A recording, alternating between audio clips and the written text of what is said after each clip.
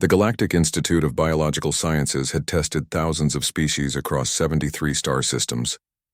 Their reflexology laboratory was a marvel of precision engineering, capable of measuring neural responses down to the picosecond.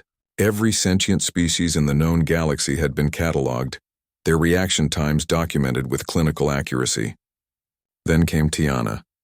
She walked into the sterile white chamber with an easy confidence that made the lead researcher, Quill, flex his secondary mandibles in what his species considered concern. Quill was a Vrexian, his crystalline exoskeleton refracting the laboratory lights into kaleidoscopic patterns.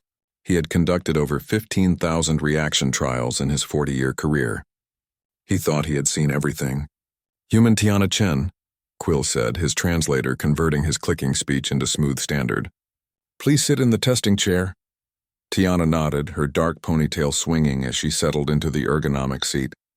The chair adjusted automatically to her bipedal frame, and multiple sensors extended like mechanical flowers attaching to her temples, wrists, and spine. "The test is simple," Quill explained, pulling up holographic displays that floated between them. "You will respond to visual, auditory, and tactile stimuli. The counter will measure the time between stimulus and response. Average reaction time for most species ranges between 200 and 800 milliseconds. "What's the record?" Tiana asked, her brown eyes curious. Quill's mandibles clicked thoughtfully. "The Korthi hold the current record at 94 milliseconds. They are a predator species from a high-gravity world. Very impressive neurology." "Noted," Tiana said with a slight smile. Quill initiated the first test sequence. A red light flashed on the panel before Tiana. She was supposed to press a button when she saw it. The counter displayed 73 milliseconds. Quill's translator made a surprised chirp. He ran the test again. 71 milliseconds, again. 69 milliseconds. "Remarkable," Quill muttered, his four eyes widening. "You've already broken the Korthi record. Let us continue." The auditory test came next. A tone would sound, and Tiana needed to press the button. Her times remained consistent, between 65 and 75 milliseconds. Quill's crystalline fingers trembled slightly as he documented the data. This human was already rewriting the Institute's databases, but it was the tactical reflex test that changed everything. This test was different. It didn't measure conscious response but unconscious reaction, the kind that saved lives in dangerous situations. A small pneumatic device would shoot a soft projectile at the subject's face. The natural flinch response, the body's automatic defense mechanism, would be measured.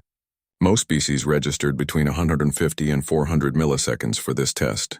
The Korthi, with their predator heritage, had achieved 112 milliseconds. "This may startle you," Quill warned. "It is designed to trigger involuntary responses." "I understand," Tiana said, her posture relaxed but alert. Quill activated the mechanism. The projectile fired. Tiana's hand moved. The soft foam ball never reached her face. She had caught it mid-flight, her fingers closing around it so fast that Quill's eyes couldn't track the movement. He had seen only a blur. The counter's display flickered. Numbers scrolled rapidly upward, then froze.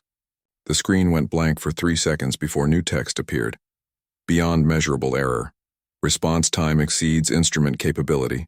Estimated 15 milliseconds." Quill stood motionless, his translator silent because he had made no sound. In 4 decades of research, he had never seen this message.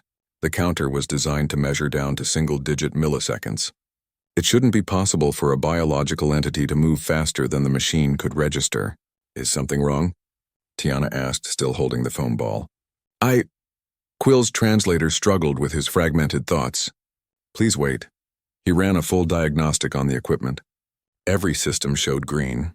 He recalibrated the counter, checked the pneumatic launcher, verified the sensor arrays. Everything functioned perfectly. "We will try again," Quill said, his scientific curiosity overriding his shock. The second attempt yielded the same result. Beyond measurable. The third attempt, Tiana caught the projectile with her other hand. Same result. On the fourth attempt, she caught it behind her back without looking. Quill's entire body had begun to shimmer, a Vrexian response to profound cognitive dissonance. He contacted his supervisor, who contacted the department head, who contacted the institute director. Within an hour, 6 senior researchers crowded into the laboratory, all watching their instruments with disbelief. They modified the test, They used light-based stimuli instead of projectiles. They created unpredictable patterns. They tried to fake her out with false triggers. Tiana responded to everything with that same impossible speed. How? Quill finally asked, his scientific composure crumbling. Your neural pathways, the signal travel time alone should make this impossible. The distance from your eye to your brain to your hand, even at maximum nerve conduction velocity. We're persistence hunters, Tiana explained calmly. Back on Earth, humans evolved to run prey to exhaustion. But before we became endurance specialists, we were prey ourselves. Then we became opportunistic predators, then apex predators. Our reflexes carry millions of years of survival pressure. But this defies known biology, another researcher interjected. Tiana shrugged. We also invented the concept of hold my beer and watch this. Natural selection had to work overtime. Quill looked at his instruments again. Humanity had been part of the galactic community for only 30 standard years. They were still being studied, still surprising everyone with their bizarre capabilities. Their endurance was already legendary.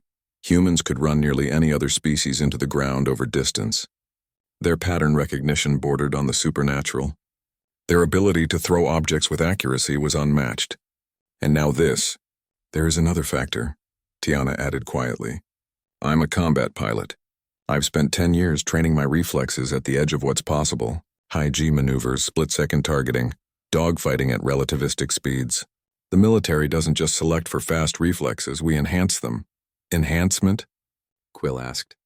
Training, repetition, muscle memory, neuroplasticity. We push the limits, then push beyond them. Tiana smiled. Humans are good at that, finding limits and treating them as suggestions.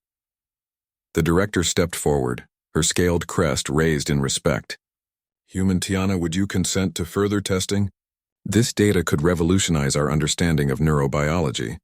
Sure, Tiana said easily. But I should mention I'm not even the fastest in my squadron. The room fell silent. Quill felt something he rarely experienced, awe. These humans, these impossible creatures with their fragile bodies and stubborn minds, kept redefining what the galaxy thought was possible. He looked at his counter again. Beyond measurable. Perhaps Quill thought that message was more than an error. Perhaps it was simply the truth about humanity itself. A species that existed beyond the measurable limits that confined everyone else. A species that looked at the universe's boundaries and said, watch this.